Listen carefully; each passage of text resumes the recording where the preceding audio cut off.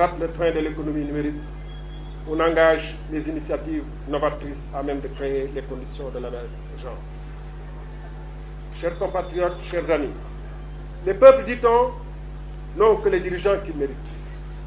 S'ils sont majoritairement vertueux, intègres, patriotes, disciplinés, ils seront suffisamment lucides et exigeants pour confier le pouvoir politique à des hommes et des femmes qui ont chevillé au corps la vertu civique, l'intégrité morale, le patriotisme national, le sens de l'intérêt général, la foi en la jeunesse et la discipline. A contrario, s'ils sont vicieux, corrompus et font peur cas de l'éthique, de la morale et du sens de l'honneur et de la responsabilité, les institutions politiques seront entre les mains d'une engeance de démagogues cupides, dont le faible sens de l'État, aggravé par l'inclination pathologique à la transgression des lois, n'aura de cesse de fragiliser ces institutions au point de les rendre inefficaces, inefficientes et donc légitimes à terme. Cette vision peut sembler manichéenne.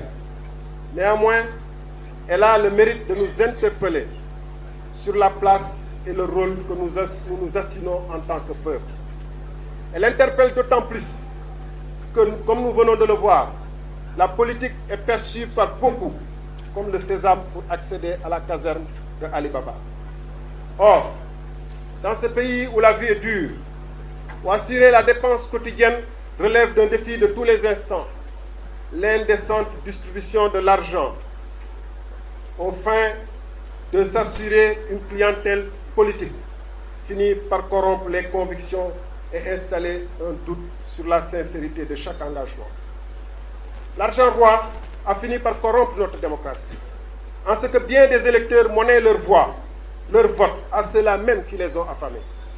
Des responsables politiques de premier ordre assument toute honte bue les reniements les plus osés, particulièrement à la veille de scrutin, lorsque la bourse des contre-valeurs atteint de tristes records.